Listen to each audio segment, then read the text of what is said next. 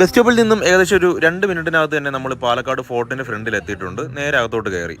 നമ്മളങ്ങനെ കോട്ടയ്ക്കകത്ത് കയറിയിട്ടുണ്ട്. അത്യാവശ്യം നല്ല തിരക്കുണ്ട്. ഞായറാഴ്ച ആയതുകൊണ്ട് തന്നെ ഭയങ്കര തിരക്കാണ്. കോട്ട കാണാൻ കയറണമെങ്കിൽ നമ്മൾ ടിക്കറ്റ് എടുക്കണം. ടിക്കറ്റ് എടുക്കാനായിട്ട് പോവാം. നമ്മൾ ടിക്കറ്റ് എടുത്തിട്ടുണ്ട്. ഒരാൾക്ക് 25 രൂപയാണ്. 4 വശവും വെള്ളത്താൽ ചുറ്റപ്പെട്ടതാണ് നമ്മുടെ പാലക്കാട് കോട്ട എന്ന് പറയുന്നത്. ഇത് ശത്രുക്കളിൽ നിന്നും രക്ഷ നേടുവാനായിട്ടുള്ള ഒരു ഉപാധിയായിട്ടാണ് ചെയ്തു വെച്ചേക്കുന്നത്. അത് കാണുവാൻ ഒരു പ്രത്യേക ഭംഗി കൂടിയുണ്ട്. അത്രയും മനോഹരമായിട്ടാണ് അവർ ചെയ്തിരിക്കുന്നത്. നമ്മൾ ആ കോട്ടയ്ക്ക് മുമ്പിലൂടെയാണ് നടക്കുന്നത്. 4 വശവും വെള്ളത്താൽ ചുറ്റപ്പെട്ട് നിൽക്കുന്ന കോട്ടയായതുകൊണ്ട് തന്നെ ഒരു ചെറിയ പാലമുണ്ട്. ആ പാലം കടന്നു വേണം നമ്മൾ കോട്ടയ്ക്കകത്ത് പ്രവേശിക്കുവാൻ. ഇവിടെ നമുക്ക് മീൻ കുഞ്ഞുങ്ങളെയും ആമക്കുട്ടികളെയും നമുക്ക് കാണുവാനായിട്ട് സാധിക്കും.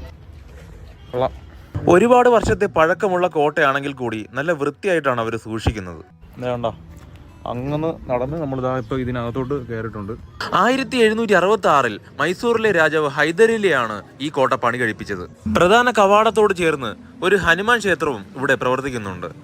അമ്പലം കഴിഞ്ഞിട്ട് നമ്മൾ കയറി വരുമ്പോൾ നമുക്കൊരു കൊട്ടാരമാണെന്ന് തോന്നുന്നു കാണുവാനായിട്ട് സാധിക്കും. 1766 മൈസൂറിലെ രാജാവ് ഹൈദരലി പണി കഴിപ്പിച്ച കോട്ട പിന്നീട് 1790 ബ്രിട്ടീഷുകാർ ഏറ്റെടുക്കുകയും പരിഷ്കരിക്കുകയും ചെയ്തു. എന്തായാലും ആവശ്യമുള്ളവർക്ക് ഇത് വായിച്ചു നോക്കാവുന്നതാണ്. എല്ലാവർക്കും മനസ്സിലാവാൻ വേണ്ടിയിട്ട് ഞാനിത് കൊടുത്തിട്ടുണ്ട്. ടിപ്പു സുൽത്താന്റെ പിതാവ് കൂടിയാണ് മൈസൂറിലെ രാജാവ് ഹൈദരാലി.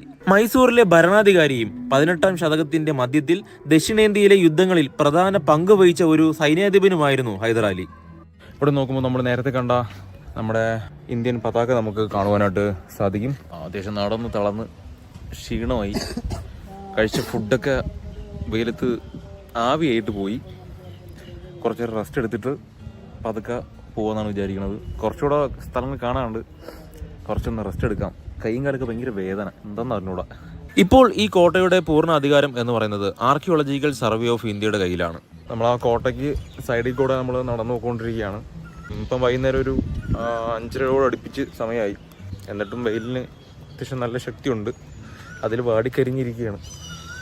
1757 പാലക്കാട് രാജാവായിരുന്ന കോമിയച്ചൻ കോഴിക്കോട്ട് സാമൂതിരി രാജാവിന്റെ അക്രമ ഭീഷണിയെ ചെറുക്കാൻ മൈസൂർ രാജാവായിരുന്ന ഹൈദരലിയുടെ സഹായം അഭ്യർത്ഥിച്ചുകൊണ്ട് ഒരു സംഘം ആളുകളെ അയച്ചു.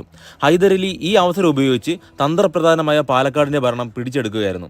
അന്നു മുതൽ 1790 വരെ പാലക്കാട് കോട്ട തുടർച്ചയായി മൈസൂർ സുൽത്താന്മാരുടെയോ ബ്രിട്ടീഷുകാരുടെയോ ഭരണത്തിന്റെ കീഴിലായിരുന്നു.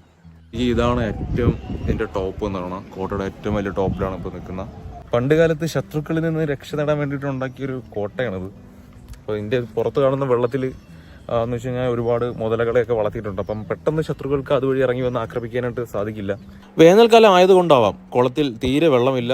എന്നിട്ടും ഇത്രയും മനോഹരമായിട്ട് അവരവിടെയുള്ള ഗാർഡൻസ് മെയിൻറ്റെയിൻ ചെയ്യുന്നുണ്ട്. വളരെ മനോഹരമായ ഒരു കാഴ്ച തന്നെയാണ് നമുക്ക് അവിടെ നേരിട്ട് കാണുമ്പോൾ. നമ്മൾ അധികം വൈകാതെ തന്നെ അവിടെ നിന്ന് ഇറങ്ങാനായിട്ട് പോവുകയാണ്. സന്ധ്യയായി 6 മണി കഴിഞ്ഞതുകൊണ്ട് അവിടെ നിന്നും പോകുന്ന വഴിയിൽ റെയിൽവേ സ്റ്റേഷന് 1.5 കിലോമീറ്റർ മാത്രം വ്യത്യാസമുള്ള കൽപ്പാത്തി പൈതൃക ഗ്രാമം കൂടി കണ്ടിട്ട് പോകാമെന്ന് വിചാരിച്ച് അവിടെ ഇറങ്ങി.